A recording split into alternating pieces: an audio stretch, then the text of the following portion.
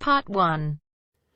You will hear part of a conversation between a customer and the owner of an IT store. First, you have some time to look at questions 1 to 8.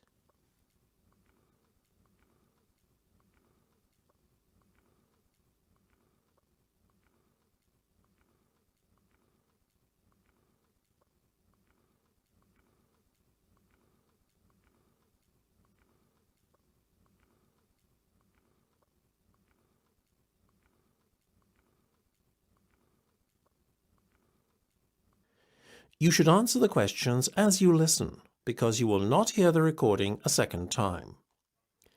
Listen carefully and answer questions 1 to 8. So, before we go any further, can we just confirm what has been agreed so far, as it's starting to get a little complicated? Certainly. Tell you what, why don't I start to make out the invoice? Should I address it to you personally, or is there a business name you'd like me to use? We trade under the name Ben and Dye Enterprises. Okay. Now, as you were talking to one of my sales reps to start with, I'm going to put him down as the contact on the invoice. That way, he'll get the commission on this sale, you see. His name was Rowan Laver, is that right? Rather peculiar name, but a lovely man. You almost got it. It's Rome, as in the city, and Laver, Laver. Your order number is 6589B521. You're paying in full, is that right? Yes. Okay. Today's the 4th of April, so we'll put a due date of the 10th on there. Now, do you remember your order details? Yes. First there was the filing cabinets. Of course, for a rate of £15 each. Didn't you order print paper as well? Yes, we're taking 20 glossy photo paper bundles. What's the unit price again? It works out at £20 per bundle and £400 in total. And Rome said we could do a deal on the software packages, isn't that right? Yes. Seeing as you bought 5 at once, we'll reduce the unit price to £100 from £120, leaving us with a total amount of £500.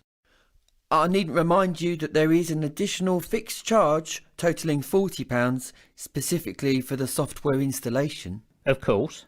So, getting to a total figure then including sales tax, 16% VAT is added on. That gives us £1,160 by my reckoning. By VAT, do you mean sales tax? Isn't that 10%? It's 25% on some products and 10% on others. We work out an aggregate figure and apply it to all goods sold. In this case, it was 16%, as I've mentioned. Fair enough.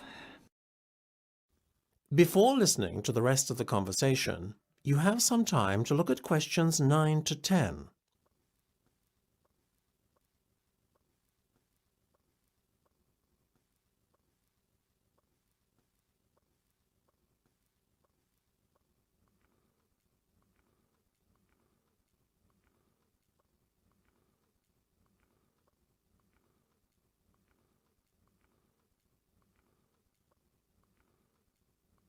Now listen and answer questions 9 to 10. Listen, I know the due date isn't for a week, but do you mind if I write you out a cheque today? Not at all. You can make it out to me, Michael McCloskey. How do you spell that then? What, McCloskey? It's capital M C, capital C, Loskey. Got it. And how much should I make it out for in total? £1,500, please. £1,500? Yes, that's including my consultancy service fees. Oh, I almost forgot about that. Let me make a note here on the cheque. Includes consultancy fees. Now we're almost done. That is the end of part 1. You now have half a minute to check your answers.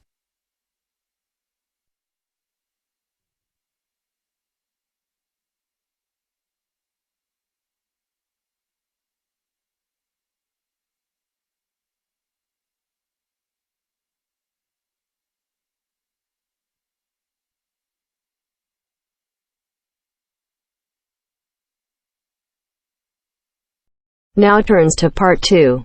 Part 2. You'll hear a monologue about a guided tour to London. First, you have some time to look at questions 11 to 17.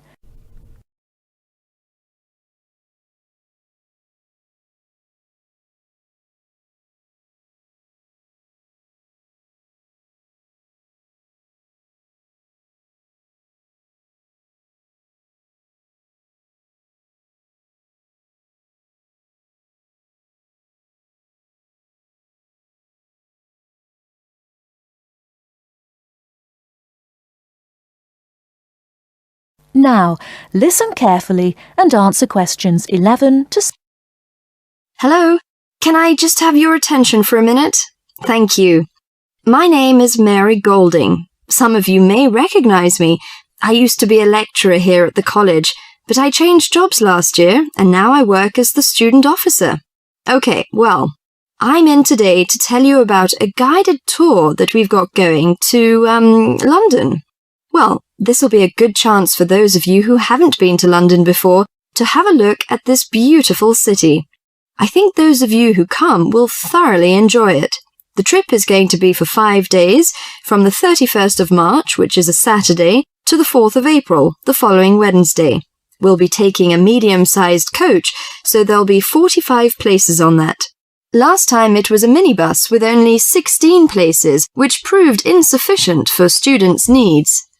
According to the London Development Agency, London has over 200 museums, 500 cinema screens, 108 music halls, and 5 symphony orchestras. Needless to say, we can't see it all in one day.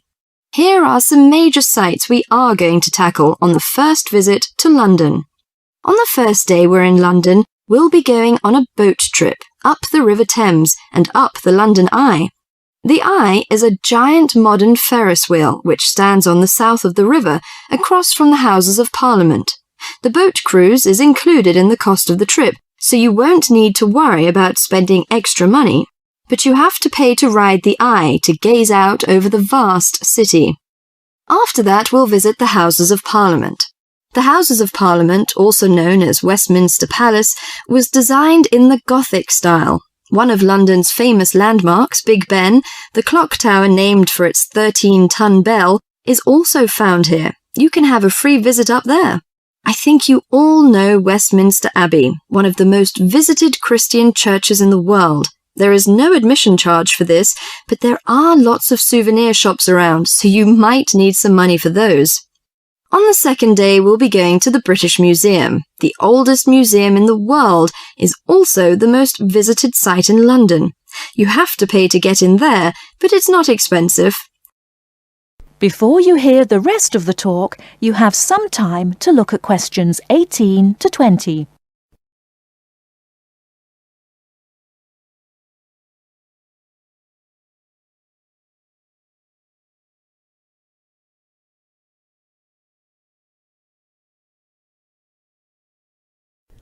Now listen and answer questions 18 to 20.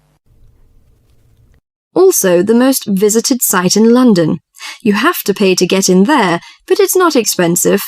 The museum's newly constructed £100 million Great Court, a 2-acre square enclosed by a glass roof, is the largest covered public square in Europe. It is called the Great Court.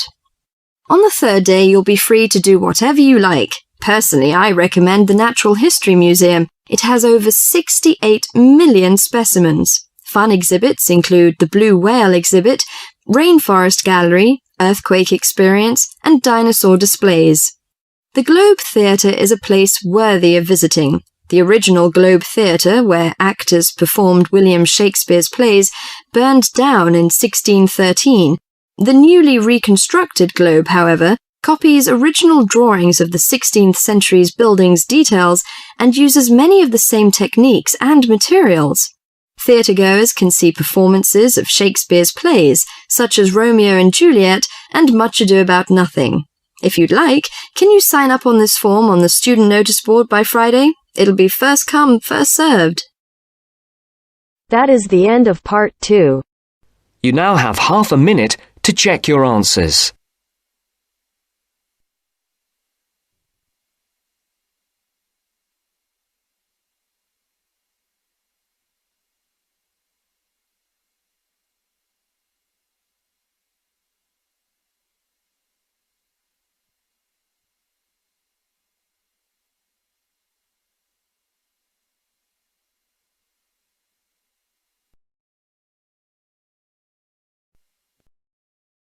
Now turns to Part 3.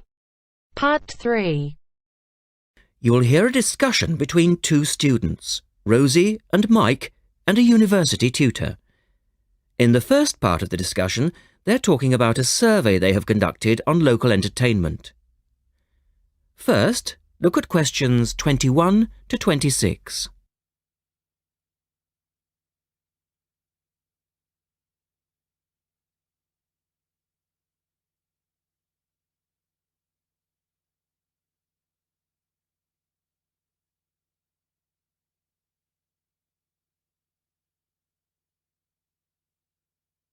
Now listen to the first part of the discussion and answer questions 21 to 26. Good morning, everyone.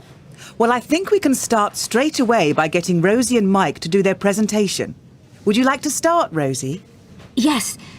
Well, we've done a survey on local entertainment. Basically, we tried to find out how students feel about the entertainment in the town and how much they use it. Yes, so we've called our project Out and About. Yes, that's a good title. Out and About. We wanted to find out how well students use the entertainment facilities in town, whether they get to see the latest plays, films, that kind of thing. Now, we have our own facilities on campus, of course. Oh, yes. We deliberately omitted those as we really wanted to examine outside entertainment in the town as opposed to on the university campus. Actually, there were a lot of areas to choose from, but in the end, we limited ourselves to looking at 3 general categories: cinema, theatre and music. Right. OK, well, first of all, cinema. In the town, there are 3 main places where you can see films. There's the new multi-screen cinema complex, the old Park Cinema and a late-night Odeon. So, if you look at this chart, in terms of audience size, the multi-screen complex accounts for 75% of all cinema seats. The Park Cinema accounts for 20% of seats, and the late-night Odeon has just 5% of seats. As you probably know, the complex and the park show all the latest films, while the late-night cinema tends to show cult films. So, when we interviewed the students, we thought the complex would be the most popular choice of cinema. But surprisingly, it was the late-night Odeon. Yeah, and most students said that if they wanted to see a new film, they waited for it to show at the park, because the complex is more expensive and further out of town, so you have to pay more to get there as well. Yes, and that adds to the cost, of course, and detracts from the popularity, evidently. Well, next, we looked at theatres. The results here were interesting because, as you know, there's a theatre on campus, which is popular, but there's also the Stage Theatre in town, which is very old and architecturally quite beautiful. And there's the large modern theatre, the Ashtop, that has recently been built. So you just looked at the 2 theatres in town? Yes, but the thing about the theatres is that there's a whole variety of seat prices. Also, the types of performance vary, so students tend to buy seats at both and like using both for different reasons. And if they want cheap seats at the Ashtop, they can just sit further from the front. What we did find that was very interesting is that there are periods during the year when students seem to go to the theatre and periods when they go to the cinema. And we really think that's to do with budget. If you look at this graph, you can see that there's a peak around November, December when they go to the theatre more, and then a period in April, May when neither is particularly popular. And then theatre viewing seems to trail off virtually, while the cinema becomes quite popular in June, July. I think you're probably right about your conclusions. In the second part of the discussion, Rosie and Mike talk about different music clubs. Look at questions 27 to 30 first.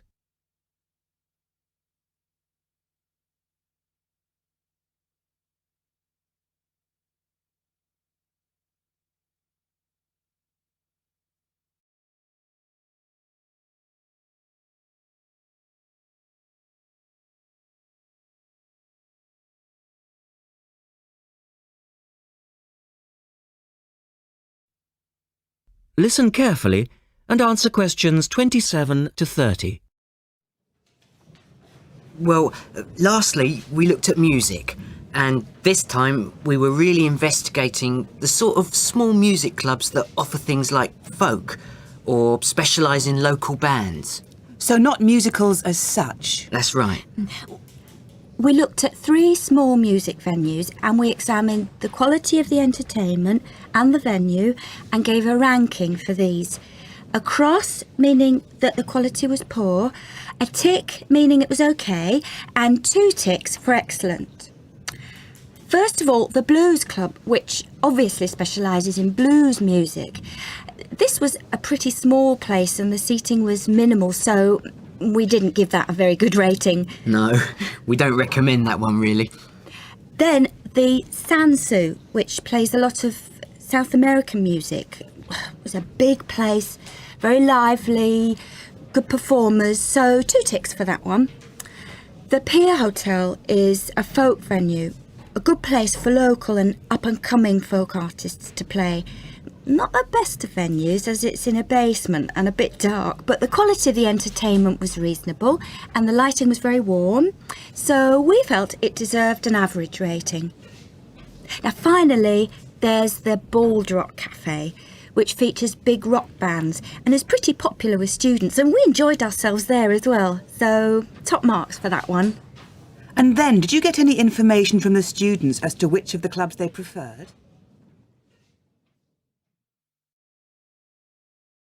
That is the end of part 3. You now have half a minute to check your answers.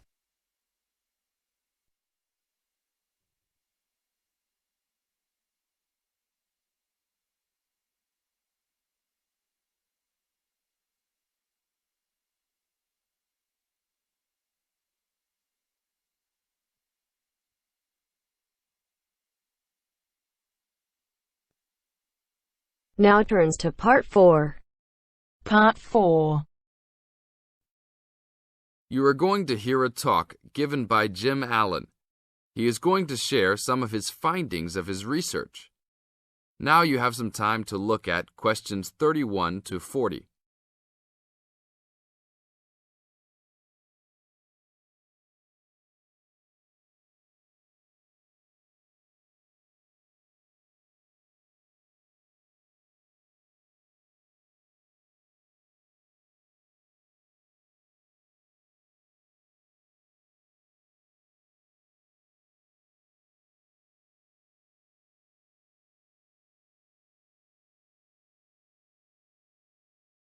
Now, listen carefully and answer questions 31 to 40.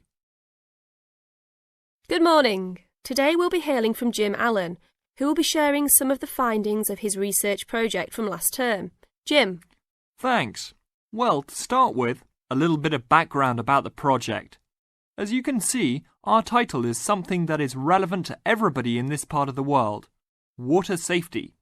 These days, there's a lot more to water safety because of the increasing number and range of boats and other things people use on public waterways. I'd become interested through reports on radio about the number of incidents involving small powerboats and individual watercraft such as jet skis. It seemed to me that because these craft were essentially recreational and didn't require licenses to use, there was very little opportunity to influence the users towards being safety conscious. So, I decided to make this the focus of the project. For the research, we mainly relied upon talking to people, asking them questions in preference to using a written questionnaire. We interviewed a wide range of people at a number of popular swimming locations over 2 consecutive weekends and asked them what they'd observed or experienced themselves. The respondents were both male and female, but the men were just slightly in the majority. We were pleased with their willingness to talk about the subject, and all told, interviewed 145 people over the 2 weekends. So, what were the findings? As you can see, 86% of people reported having had some type of problem. A surprisingly large percentage, 27%, commented that they had found it necessary to shout at an offending powerboat. But the main type of problem was the deafening sound, that some of the boats made. On occasions, this led to swimmers deciding to move to another location. So what strategies did people adopt to ensure their own comfort and safety? Let's have a look at the figures. First, it was noticeable that there were often distinctly different answers between men and women. It was mainly the women, for example, who said they should try to choose places where boats couldn't go, whereas it was usually the men who said you shouldn't have to move if you were there first, so you should shout at them if necessary. Both men and, it was women who said you should call the authorities if the situation gets too dangerous or the powerboat drivers are acting irresponsibly. Then, I had thought it would be mainly women, but both sexes made the point that above all, it's important to get children away from any possible danger. Men were very aware that jet skis could be unpredictable in inexperienced hands. They also made the point that it's much safer to have your car nearby and clearly visible to any watercraft if you're swimming in a relatively remote spot. Finally, wearing visible clothing, men didn't think it was quite as important as women, but both gave it a high safety rating. When we asked them what they thought the government should do to help solve the problem,